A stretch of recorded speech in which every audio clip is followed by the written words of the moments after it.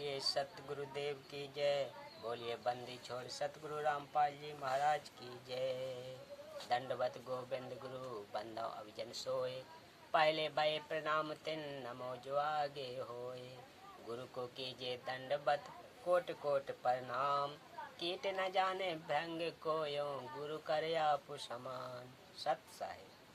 हाँ तो श्रोता बंधुओं, आज मैं आप लोगों के सामने ओम पूर्ण मोक्षदायक नहीं है, यही प्रसंग रखने का प्रयास कर रहा हूँ। तो सुनिए बड़ी गौर से।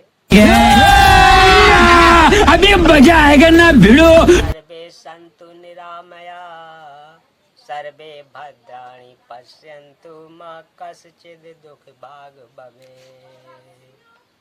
सब सुखी हो, सब आरोग्य हो, अर्थात स्वस्थ हो, सबका भला हो, कोई दुख किसी को ना हो, यह मंगल कामना का मंत्र बनाकर आशीर्वाद देता है।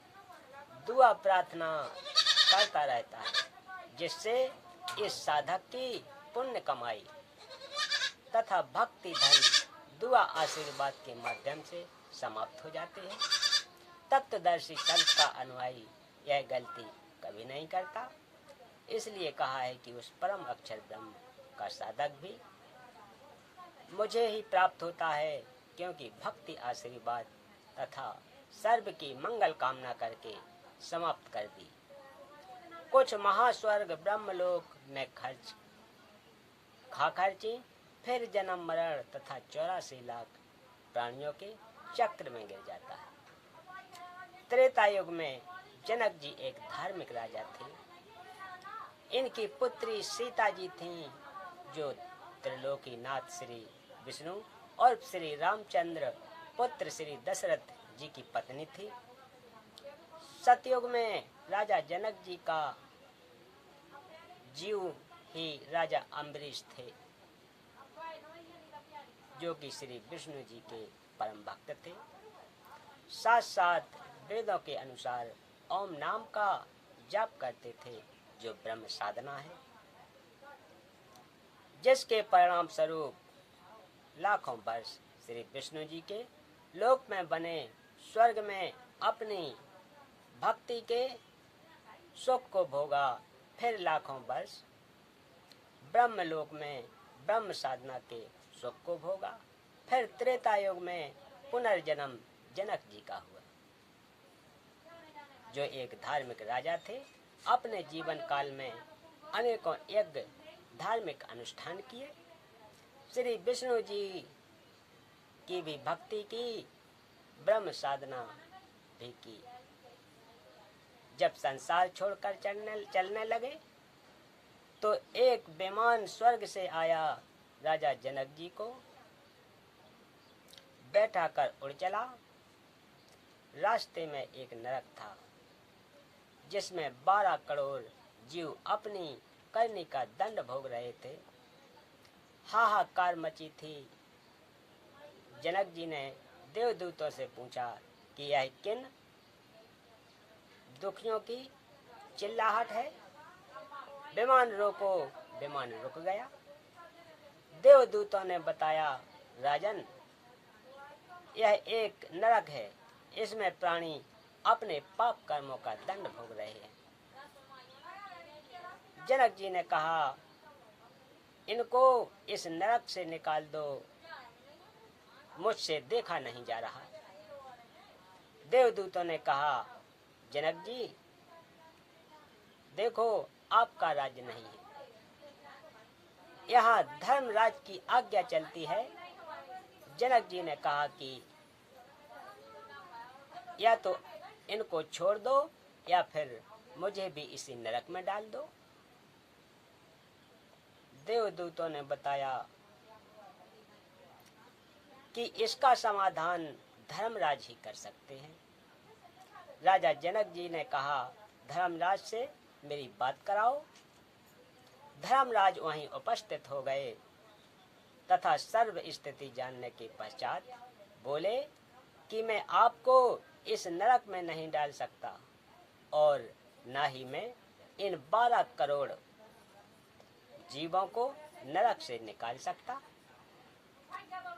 एक उपाय बताता हूँ आप जनक जी, अपने कुछ भक्ति धन, पुण्य तथा मंत्र जाप का भक्ति धन इन 12 करोड़ जीवों को प्रदान कर दो, तब इन्हें आपके साथ ही स्वर्ग भेज दूंगा। जनक जी ने दयावश होकर अपनी आधी भक्ति कमाई उन 12 करोड़ जीवों को दे दी। ये 12 करोड़ आत्माएं राजा जनक के द्वारा दिए पुण्यों के आधार से स्वर्ग में चली गईं और राजा जनक ने भी स्वर्ग में, विष्णु लोक वाले स्वर्ग में, फिर ब्रह्म लोक वाले महास्वर्ग में निवास करके अपने पुण्यों का भोग भोगा, जिससे भक्ति धन समाप्त हो गया। जिन 12 करोड़ जीवों को राजा जनक जी ने अपने आधे पुण्य दान किए थे, धर्मराज ने वे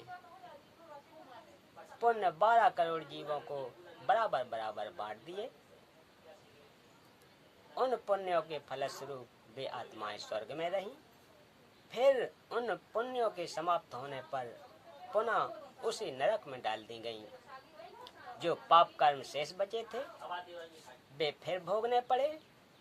राजा जनक जी के साथ बहुत बड़ा धोखा हुआ। उसके आधे पुण्य तो दान करने से समाप्त हुए और आधे ऊपर स्वर्ग में भोग कर समाप्त हुए। पुनः जन्म मरण के चक्र में गिरे। वही जनक जी वाला जीव कलयुग में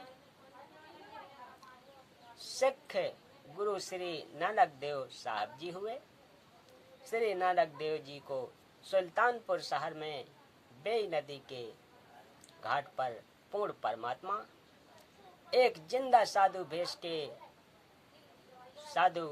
के रूप में मिले। उनको उस सनातन परम धाम सत्यलोक सचखंड में ले गए। फिर तीसरे दिन वापस उसी बेई नदी के घाट पर छोड़ा। सर्व तत्व ज्ञान कराया। उनके पूर्व अनेकों अच्छे जीवन के जन्म दिखाए। उनको सत्य नाम, जो 2 अक्षर का मंत्र है, जिसमें एक ओम है तथा दूसरा गुप्त है, उपदेशी को ही बताया जाता है कि दीक्षा दी। तब श्री नानक देव साहब जी का पूर्ण मोक्ष हुआ। यदि परमात्मा तत्वदर्शी संत रूप में प्रकट होकर तत्व ज्ञान नहीं बताते तो श्री नानक देव जी वाले जीव का जन्म मरण चक्र कभी समाप्त नहीं होता। वह सत्य साधना मेरे गुरु संत रामपाल जी महाराज के पास है। प्रसंग चल रहा है कि भावना में बहकर आशीर्वाद द्वारा अपनी भक्ति धन कभी नष्ट नहीं करना चाहिए। आपने कोई भी बुद्धिमान धनवान व्यक्ति अपने नोटों को अन्य किसी को बांटता नहीं देखा होगा। यदि किसी की सहायता करना चाहें तो उसे कमाने का तरीका बताएं, जिससे वह अपने पैरों पर खड़ा होकर धनी बन सके। इसी प्रकार भक्तजन जिसकी सहायता करना चाहें तो उसको पूर्ण गुरु से दीक्षा दिलाकर भक्ति दान कमाने की प्रेरणा दें। बोलो सत्य गुरुदेव की जय। तो भक्तों, आज की कथा का प्रसंग यही समाप्त करते हैं। मिलते हैं अगली कथा में। तब तक के लिए सत्य साहेब।